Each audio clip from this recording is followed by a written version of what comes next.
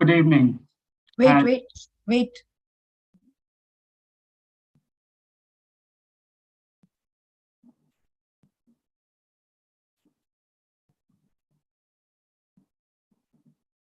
It's live now. No. The YouTube stream has to. Okay.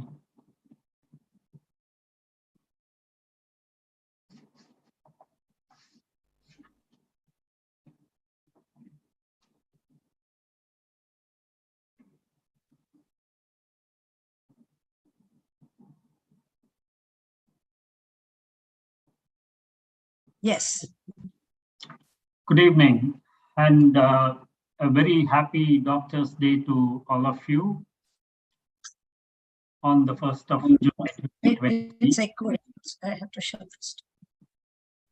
And welcome to this online lecture on mental. Yeah, you can go ahead. Sorry. Yeah. Welcome to this online Wait, lecture. it's echoing in YouTube. 1 second. My computer is very slow. I don't know why. Okay. Something seems to have got it. Talk now and see if it's echoing. Good evening. Very happy Doctor's Day to all of you. And welcome to this online lecture on mental well-being for all of us in the medical profession on behalf of the Rotary Club of Madras Temple City. I am Dr. Prem Shekhar, an interventional pediatric cardiologist by profession and president-elect of Rotary Club of Madras Temple City. And to talk to us today on this very important and need of the hour topic, especially after the recent pandemic, when we in the medical profession underwent such a strenuous time, is Dr. Prithika Chary, who is a senior consultant neurologist, neurosurgeon, and epileptologist at Kaveri Hospital, Chennai. Raised in an atmosphere where culture, languages, education, discipline, and service to others was a way of life, Dr. Prithika Chary is a senior consultant neurologist since 1978.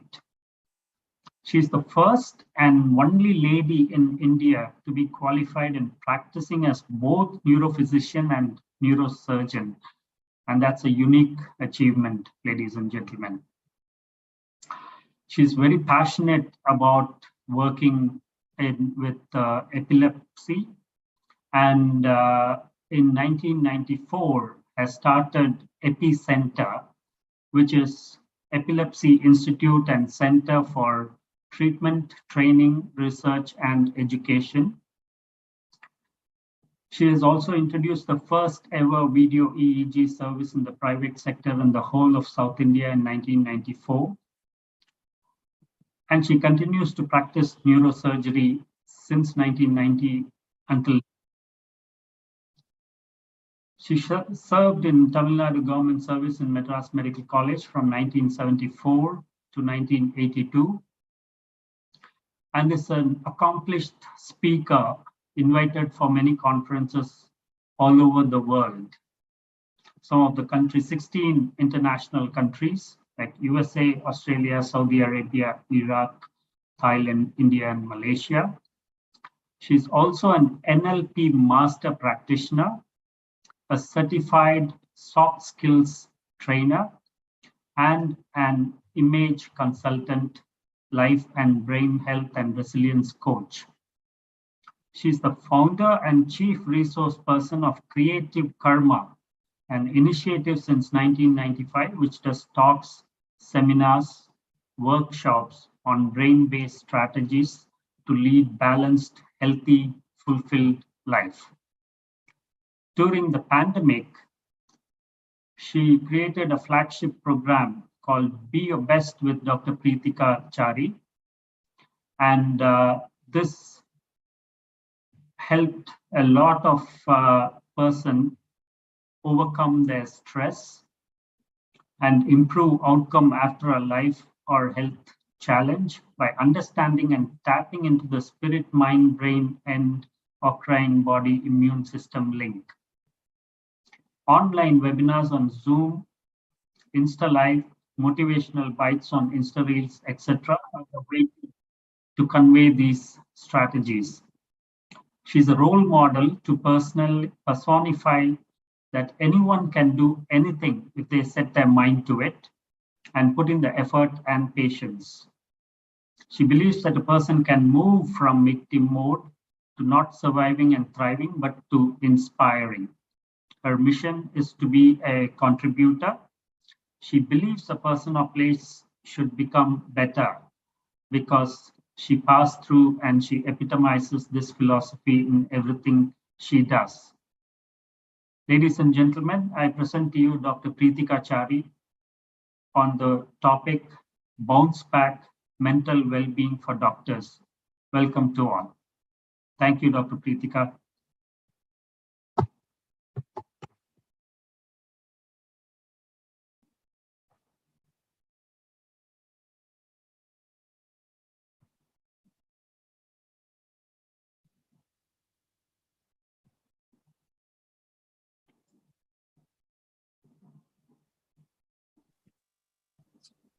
I think there is some technical problem with her connections. Yeah, I think it's coming on and off, isn't it? The recording. Yes. Dr. Prithika, can you hear me?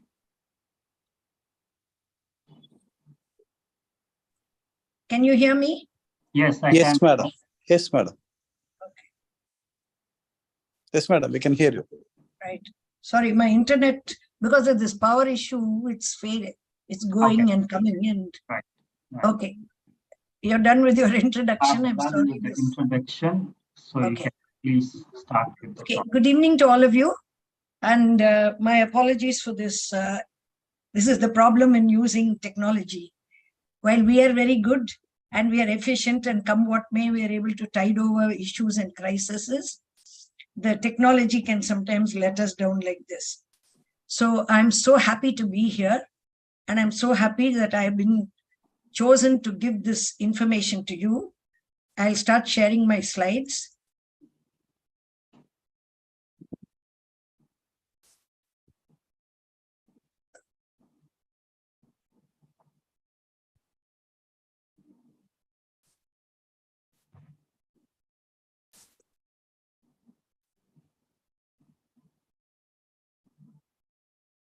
Yeah, so welcome to this session. This is a program by Rotary Club of Madras Temple City in order to celebrate Doctors' Day. This mysterious, powerful, all-pervasive, dangerous, destructive organism took the world by surprise, and it didn't distinguish anybody. It took the entire world by surprise. But the segment of the world which was hit the most was us, the doctors. It took a toll on us, but all of us need to understand that it's 2023, we are all still here, it's half time, and we are ready to go for the rest of the journey. So there's a lot of hope. So don't get upset that we are not there. Is being a doctor stressful? There are special problems which Indian doctors face. And there's a big write-up by Medica Bazaar in March 2019, which was updated in 2021, where they say that doctors are either God or they end up in jail. There's no middle path. There's only extremes. So doctor's life is not an easy one. And if we have to perform efficiently, there are a lot of external factors which also play a role. And one of the important things that in the recent past we have been facing is physical assault.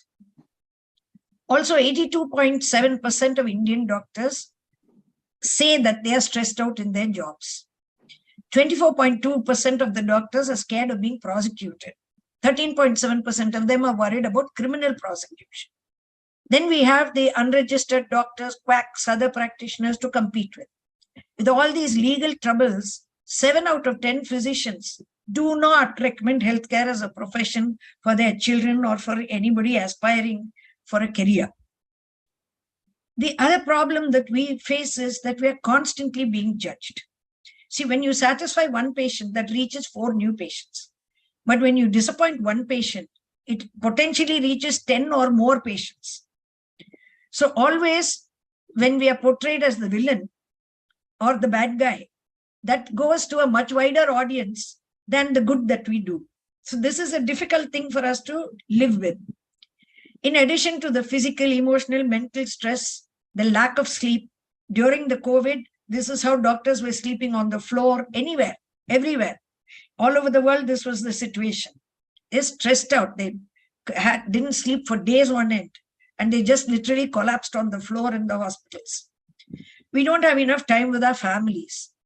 And we have this additional challenge of having to stay up to date in our knowledge, because you cannot afford to be outdated, because if you don't give the correct treatment, you're going to be hauled up and the legal problems will set in. So what most of us are trying to tell people is, I'm a doctor, I'm a human too, I have family, and I'm exhausted. So please save me. I'm a doctor, not a god. I'm not perfect. I make mistakes all the time. All I can do is try my best to learn from my mistakes, take responsibility for them, and try and do a better job tomorrow. So what we are doing, we're appealing to society to say, please see us as human too. Unfortunately, in this audience, we're all doctors. So I was thinking there'll be also non-doctors in the group, and we could let them know what is our plight. But as a doctor, the reason why most of us are able to carry on is, don't feel bad if people remember you only when they need you. Because we feel privileged that we are like a candle that comes to their mind when there is darkness. So when they're in trouble, we come to their mind. They seek our help. So actually, we ought to be very happy that we are in a role where we are able to help others. Remember, you're a diamond, but the culturescape buries us in horse crap. You were born happy. Just be yourself, free yourself. You were born to be awesome, not perfect. And every day tell yourself, I'm the most awesome person I know. This is not narcissism. This is just self-esteem, self-confidence. Tell yourself, I'm the most awesome person I know. In fact, I'd recommend that everybody puts their right hand on their heart and say so right now, that I'm the most awesome person I know. Focus on your essence. Create a more beautiful and a better persona. See, there is a wisdom within you. Listen for it. There is a light inside of you. Feel its glow. You have the power to speak and act and make things manifest in the world. Let your wisdom and light guide you as you do. Get in touch with that brilliant diamond essence and embrace your greatness. And the assumption that you have to start at the top is wrong. Start wherever you are today. Now you can start, and you can be proud of what you're doing and live a better life. Take care of yourself, love yourself, and honor yourself for what you are. Because even small changes can bring massive results. As you can see in this plastic surgery, that little bump is gone. Just a tiny change, but makes a big difference to that lady's face. In golf, they say that 2 millimeters is all the distance you need in order to be able to hit a good shot and a bad shot.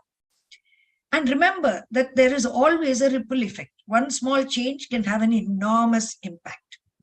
And there's a ripple effect to everything. Everything that you think, say, do, feel, choose, believe. All of it, you either cause it, you create it, you call it forth, you choose it, or you allow it. So understand that every single act of ours doesn't only affect us, it affects everyone around us. It affects the environment. It affects the world at large. Somewhere along the way, after this COVID, many doctors, they felt that they'd lost themselves. And now you feel you have to find yourself again. So how do we cope? We have to first forget whatever happened in the past, no matter what it is, and start living in the now. What is present is all that we have control over. Be fearless. See what makes your heart sing, what sets your soul on fire. Pursue that fearlessly. Create space for new beginnings. Understand that a lot of things have changed. We need to be able to embrace the new beginnings. We have to create space for that. Start something new and trust that there is magic in the new beginnings. So flip it now. From stress, move to wellness. This wrinkled blob will tell you what to do. So pause a while, hit the Control Alt Delete button right now in your life. Take a little time off so that you can reassess where you are. Understand that it's time for you to detox, unplug yourself. Almost anything will work again if you unplug it for a few minutes, and including you. Like my internet just went, I reconnected, I unplugged, and it worked again after that. So the same thing happens to us. For a while, if we unplug, we are able to get going again. Sometimes unplugging can be very radical. You may have to go off the grid for a while. You may pursue your creative passions more. You may spend more time laughing with friends. You may release a few of those extracurricular activities which you thought you had to do. You may go on a weekend retreat. You may have an extended holiday. So you can unplug in many, many ways. You need to understand what you need at this time. And sometimes you have to go so radical that you just go off the grid for a while. So unplug and then reconnect, and you'll find that your life works again. See, most of us have a very clear vision where we want to go, what we want to do, how we want to be. But somewhere along the way, especially after COVID, because we've all got so exhausted emotionally, physically, mentally by all the hard work that we had to do, all the risk we had to take, all the losses, the number of patients we lost. No doctor likes to lose a patient. So all of that has actually created a kind of post-traumatic stress disorder in all of us as doctors. So we have a clear vision where we want to go. But along the way, some amount of complacency has set in. So we're sort of sitting in a place where we know it is dangerous. And what happens? Why do we do this? We overanalyze the situation and get into analysis paralysis. Or we say, okay, things are okay now up to a point. I'm happy with what's happening. So we are stuck in the status quo. That also your dreams will rest in peace. We are not willing to open ourselves to anything new. Anything new is a fad. So that's again putting your dreams in the burial ground. And maybe you're not willing to change your strategy. You want to follow the same strategy year after year. But what worked 5 years ago does not work today. So you need to change your strategy.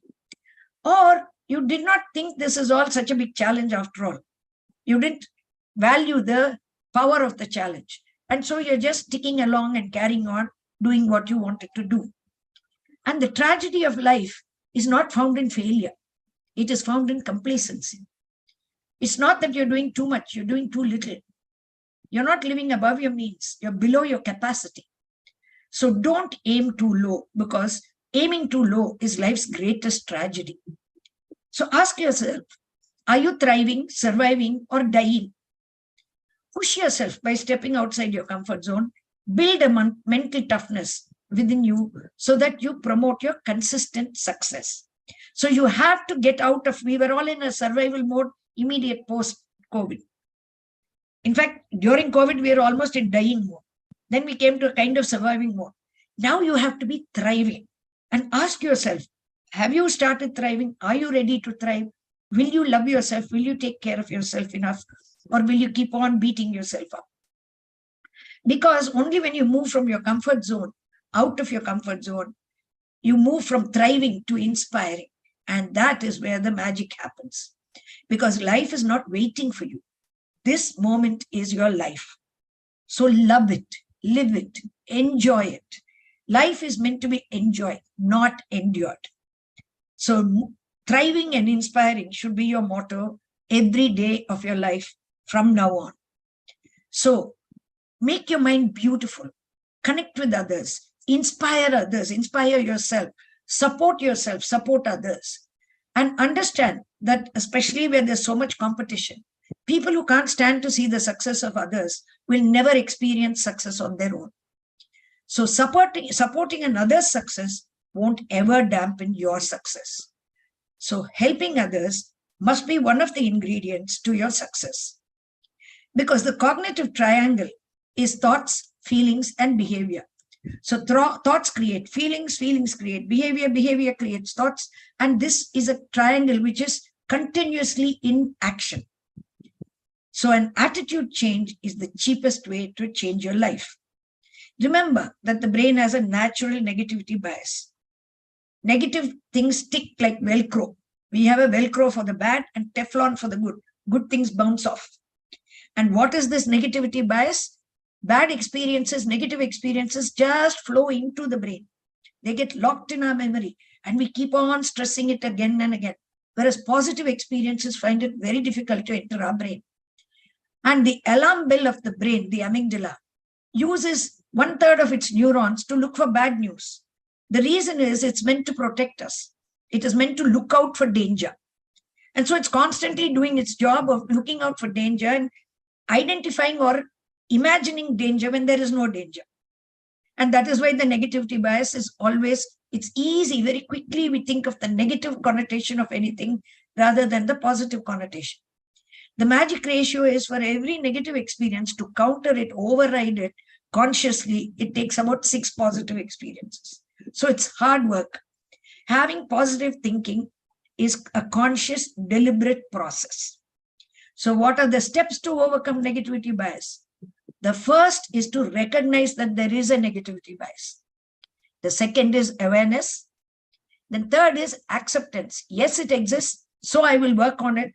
And I always have a choice to choose a positive response versus a negative response.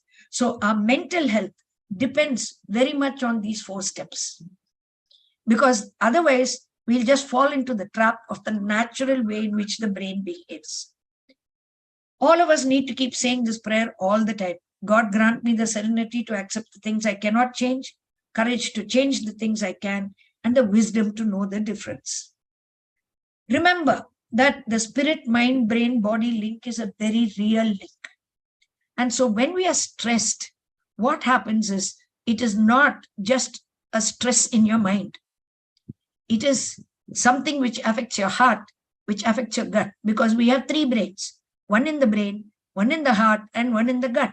We have the enteric nervous system in the gut, and the heart has an independent nervous system, which is interdependent. These 3 are independent and interdependent. So the heart gives us connection, then there is conviction, there's clarity. All of these have to blend together, and that is what happens when you're stressed out. You damage all of this. And that is why when you have a lot of stress, you get a heart attack. Or when you are having a lot of stress, you have diarrhea. Or when you're nervous, you get butterflies in your tummy. So this is because these 3 systems are linked. So the first way to de-stress is to take in the good. Understand that in every situation, whatever, however bad it seems in the beginning, if you really sit down, look at it objectively, analyze it a bit, and move away and look at it, observe it, you'll find that there is some positive impact which you can get out of that. So learn to practice taking in the good. And always tell yourself, whatever is happening, it could be worse. We know that, don't we? So whatever is happening, it could be worse. Like today, the power need not have come back at all. Luckily, it came back. And so we are able to go ahead with the webinar. Maybe we would have had to cancel the whole webinar. So it could have been worse. So when we want to really engage fully in life, what we are looking at is being physically energized, mentally focused, emotionally connected, and spiritually aligned. So when we have this in place, then we are really fully engaging with life and we are really living our life. And for this, you have to take the responsibility. The moment you accept responsibility for everything in your life is the moment that you gain the power to change anything in your life. This wellness plan is about you and your life. Accept yourself for who you are, what you are. Pat yourself on the back for surviving so far. This is about feeling and being well. Commit yourself to give your life the very best shot. And look at the rules for playing the game of life. So these are the rules. You have to play the game of life with courage, determination, and know right from the start, like any person in a sport, that you are a winner. Play the game with honesty and integrity. Play the game with generosity and understanding. Play the game with joy, good humor, fellowship. Believe that you are winning the game of life, that you are a winner. Remember, there are no spectators in the stadium when you play the game of life. You have to compulsorily participate. You cannot go and sit in the sidelines or expect to have a label unfit to play or can be excused. Nothing. You jolly well have to involve yourself into life. Hanging in the sidelines is not permitted. So you have to cultivate your social wellness, build relationships with others. The Rotary is a beautiful platform for us to be able to do that. Deal with conflict appropriately. There will be conflict. See, when people of different types are put together, there's bound to be some difference of opinion. There will be conflict. You have to learn to manage conflict appropriately and make sure that the number of people, they say that you are what you spend time with, 5 people whom you spend time with will say what kind of person you are. So connect to a positive social network. You have to cultivate your emotional wellness. This is enough material here for a half-a-day workshop. So emotional wellness is managing your own emotions and managing your emotions with other people. Spiritual wellness. This is where we all, especially as doctors, we find meaning in life. We find meaning in events. We demonstrate our individual purpose. We live a life that reflects our values and our beliefs. So connect, talk, listen, be there, stay connected with others, feel connected with others. Be active, do what you can, enjoy what you do, and move your mood all the time. Take notice. There are a lot of small things in life that can give you joy. Don't just brush past life or rush past life, not even looking, as they say, not stopping to smell the roses. So don't ignore what the beauty that God has blessed us with. There is so many little things in life you can appreciate. Keep learning. Look out for new experiences, see opportunities, surprise yourself by learning something new. Give your time, give your word, give your presence to everything and around you. And most importantly, be grateful for everything in your life. Now, by now, is your mind full or are you mindful? You have to ask yourself that question. So most of us are going about like this with our mind really full. What we need to do is be in the now and be mindful of what is exactly happening just around us. So we have to understand that most of us are in the doing mind all the time. We have to learn how to be more in the being mind. And when you blend the two, you get the wise mind. So you have to decide whether you want your brain to be a monkey brain or a monk brain. A monkey brain is noisy, anxious, controlling, paranoid, busy all the time, doing all the time, looking at the past, looking at the future, very driven. Whereas a monk mind is quiet, calming, allowing, very certain on where we are going, what we are doing, very relaxed. And it is focusing on being and becoming something better and better, a better version every single day. So we focus only on the present. So you have to decide. The monkey mind, because of the negativity bias, the monkey will keep jumping. You need to quieten the monkey and keep getting into the monk mind. This is very crucial, and this has to be done deliberately by you, by certain practices where you have to, where meditation helps a lot. You have to decide whether you're going to be reactive at the amygdala level or you're going to be proactive at the frontal cortex level. Are you going to look at everything subjectively or are you going to view them objectively? And for all this, your self-esteem has to be adequate. It has to be high. You have to honor who you are. So work on being in love with the person in the mirror and appreciate that person and say, we've been through so much, but we are still standing. Because nobody can love you and boost you and help you more than yourself. You can either be your greatest ally or you can be your greatest enemy. So decide how to love yourself. Tell yourself, you're awesome, I'm proud of you. Tell yourself, we all make mistakes. Don't bash yourself up. Don't self-sabotage. Don't beat yourself up. Tell yourself, I forgive you. Commit to making changes which are good for you, which serve you. Get rid of toxic people in your life. Be positive. Understand what you really want in life and commit to that. And tell yourself every single day, I am taking care of myself today by doing this. Something, one small act for that day to take care of yourself, because your mental health depends on how well you take care of yourself. For this, you have to be very clear on what defines you. What is important in your life? What do you think is really, really, really what you want in life? And the only way to change is, if you want something you've never had, you must be willing to do something you've never done. And that means starting your stress management journey and self-care journey this moment. Move out of your comfort zone, because you can grow if you're willing to feel awkward, uncomfortable, whatever, it doesn't matter. But try something new. I told you, make space for new beginnings, because only when you get out of your comfort zone, the magic happens. So go for it, whatever it is. Something wild, something crazy, do it. Doesn't matter. So awareness followed by acceptance, action gives us achievement. And we know that stress, there is eustress and distress.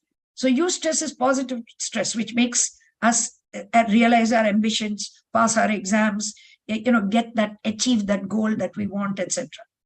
Distress is negative stress, and it can be acute, episodic stress, or it can be chronic stress, which is toxic stress. But understand that one major single acute stress is less dangerous than continuous subminimal chronic stress. That is why chronic stress is known as toxic stress. What happens to us when we face something unfortunate, like I was diagnosed with cancer in 2016? It's all right. Straight away we get a shock because it was in a normal master health checkup. Then we say, this can't be happening to me, denial. Then we go into frustration. This is so unfair. And then we say, okay, I can't deal with this. I can't do this. I get into depression. It's after all these steps only, we start exploring options on how to overcome it. And then we say, okay, maybe I'll take this. Only then we move to acceptance. So what I'm saying is, don't wait. From awareness, go straight to acceptance. Don't go through these steps. Understand that only if you go to acceptance, you can take action. So when you accept, you say it might not be so bad, and then you commit and you say, I got this. So if you look at the overview of stress, the well-being is here. The first shock, there is an excitement, there's a honeymoon phase, there's an uncertainty, losing confidence, confusion, depression, then there's a crisis. So don't allow yourself to go into the crisis. Try to go from here. Already you get your shock, overcome the shock, try to go straight away to exploring and accepting. And then you can get into reconstruction and recovery. Now there is a performance curve. Certain amount of stress level is good for us. Too little stress is bad for us. Too much stress is bad for us. So if you're too little stress, when you're unmotivated, you're bored, you're not likely to perform. When you're in burnout or breakdown, you're not performing. But if you're in this curve, as you get fatigued, exhausted, you become sick and you start burning out and you drop in performance. So there's a drone zone, a performance improving zone, a creative calm zone. So all of us need to try to get into this creative calm zone. And when we see the fatigue happen, stepping in, not move to exhaustion and ill health, but when we see the fatigue, learn to rest. That is where we make the mistake. We think we can go on, we are superhumans and we can go on. Acute stress is short-term, comes on suddenly. Episodic stress, overloaded responsibility schedule. Chronic stress, there are a lot of stressors which we can be continuously exposed to. And this is the stress cascade. And what does it do? Because it is the hypothalamo-pituitary adrenal axis, it can cause a lot of problems just being stressed and not taking care of yourself. Visceral obesity, hyperinsulinemia, inhibition of protein and fat synthesis, hypophagia, increased colonic transit, slowing of gastric motility, both increased and decreased gastric motility can occur. So a lot of physical, I told you about the spirit, brain, body link. So a lot of physical manifestations are there. And we know that when we are stressed, there is a homeostasis stage, alarm stage, resistance stage, and finally the exhaustion stage where everything is depleted and it takes us a long time to recover. So we need to not move from acute and chronic and keep on being in this stress. We need to recognize it and heed the warning. Increase, what are the effects of stress? Catecholamines go up, corticotrophin goes up, cortisol goes up, and there's a lot of difficulty in adjusting with our adrenergic drive. The hippocampus, memory can be affected by chronic stress. Immune system can be affected by chronic stress. Cardiovascular and metabolic systems are affected by chronic stress. And we need to face the challenge. Challenges occur to everybody at any time. We need to, the normal stress response is this. What we do is we go to challenge, we go face it, and we recover. Now, there can be a prolonged response or an inadequate response. So we have to decide how we are going to respond. And always you have a choice. Please understand that. Don't think it is away from you. So what are the factors influencing stress at work? I'm not going through this. What is the impact of stress? It can improve your performance up to a point. When it exceeds a certain limit, it's going to detract from performance.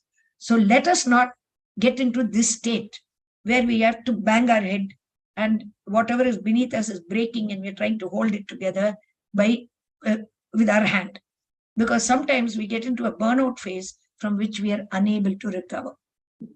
Work-life integration and balance is about you not disappearing. Understand, you have to make sure that you don't disappear. Because life is like a roller coaster. There are twists, there are turns, there are ups, there are downs. But we can get above it all. In the middle of the juggling, we can find peace, health, and happiness. There are no ideal situations in our life. There never will be. Suddenly an earthquake will happen. Though you cannot choose the circumstances, you can choose your attitude. Understand, people and incidents can throw garbage at our feet or in our faces.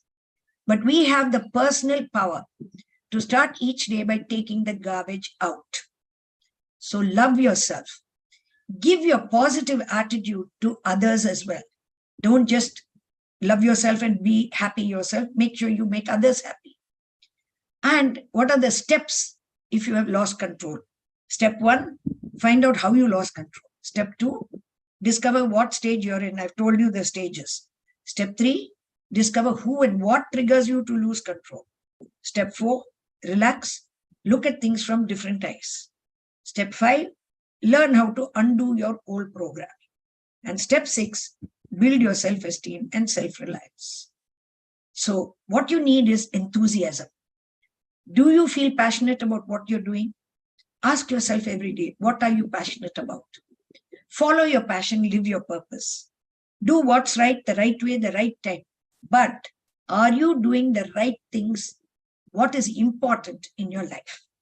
Question what you're doing. Sometimes we are just doing things right. We're doing a lot of things, but are we doing what is important in our lives? Because mental resilience needs all of this. It needs you to be able to adapt to change, dare to say no when you have to say no, go for it, talk about it, try something new, take the bad with the good, relax, let go, set goals, get fit, count on friends. All of this you need for mental resilience. So use this grid. Short-term crises and problems, manage them. They're important and urgent. Focus on long-term strategic goals which are important but not urgent. Avoid distractions and interruptions and delegate them. They may be urgent but not important. Limit time-wasting activities and time-wasting people. Eliminate. This is not important, not urgent. And very few great leaders ever get through their careers without failing, sometimes dramatically. So it doesn't matter if whatever level you're at, if you have failed 100 times in the past, it's perfectly okay. You can still get started today. Nothing is planned. So never say never. So stand tall, bend with the wind, and be like a bamboo. Flow like water. Bruce Lee says, empty your mind, be formless, shapeless like water. You put water in a cup, it becomes the cup. You put water in a bottle, it becomes the bottle. You put it in a teapot, it becomes the teapot. So water can flow or it can crash. It can be water.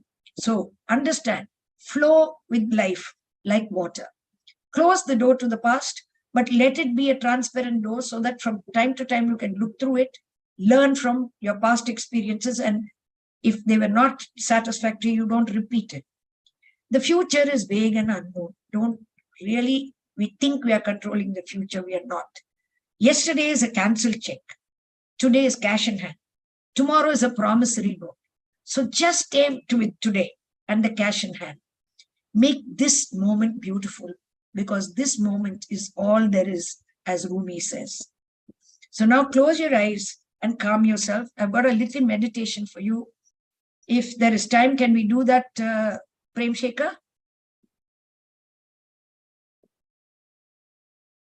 Yeah, yes, Dr. Prithika, that will be good. We can do fine. that. Right.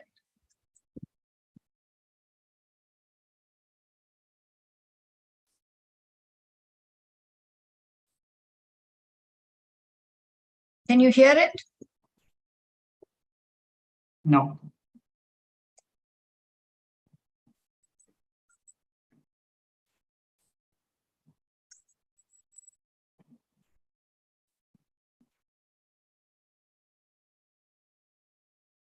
Do you need to increase the volume or something? I'm not able to hear it.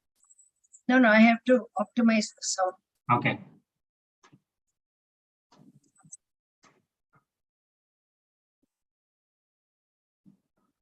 So when you share, you have to optimize for sound. Okay.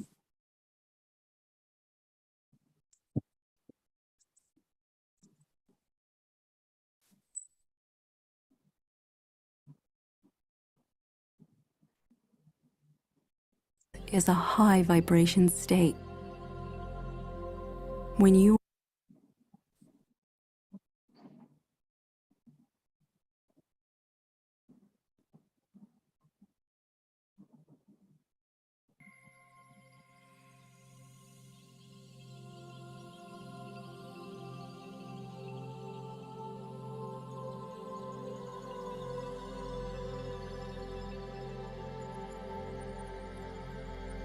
inner peace can be achieved even when our lives get hectic or when Can life you hear events now? knock us down. Yes, Doctor. It is important to your health, your mind, and your future to let go of stress, anxiety, overwhelm, and worry. Inner peace is a high vibration state. When you are in a high vibration state, the manifestation process to achieve your greatest life is accelerated. Now, let's begin.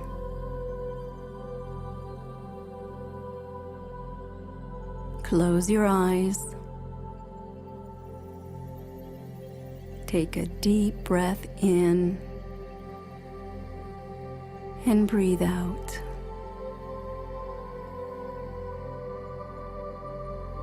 Become aware of any tension you're holding in your body.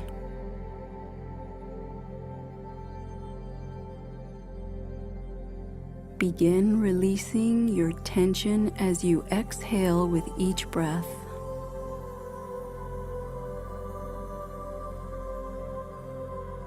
Breathe in peace and calmness, and exhale all your tension and worries.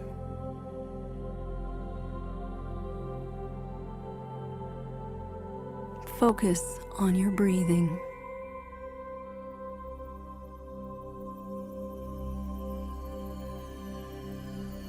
Breathe in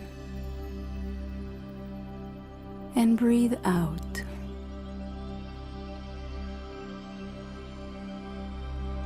Allow your breathing to gradually slow down.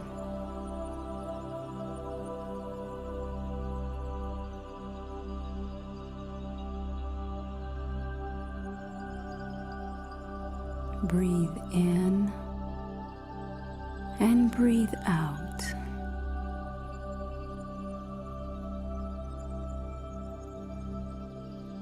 Allow your breathing to become slower and deeper each time you breathe in and breathe out.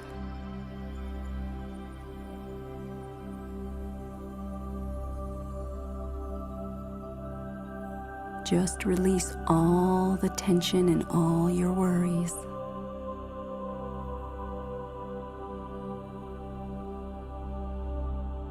Imagine a beam of white light is beaming through the top of your head, straight down your spine, into your chest,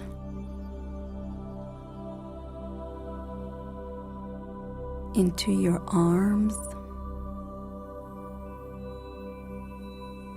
into your pelvic region,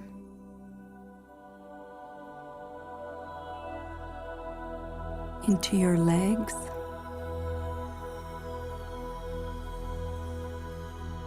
and down to your feet, straight to your toes.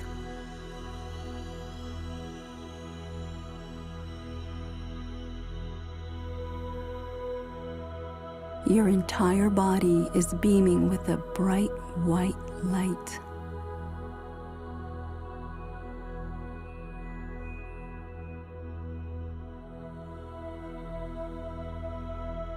Feel the tingling sensation all over your body as this white light illuminates your entire body.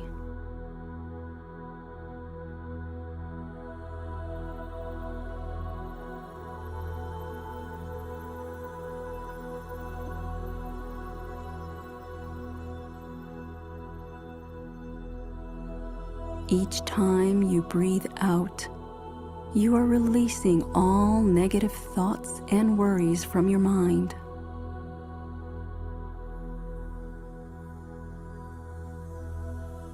Each time you breathe out, you are letting go of all your problems and any difficulties that are present in your life right now.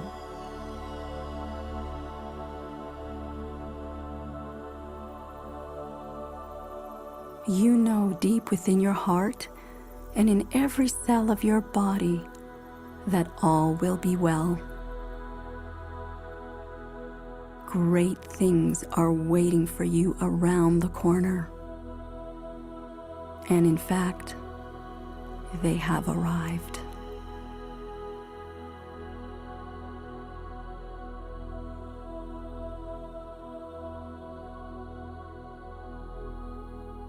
Now, with the bright light illuminating your entire body, put your arms out and reach up to the sky and release. Release any and all negativity you may still be holding on to. Let it go forever.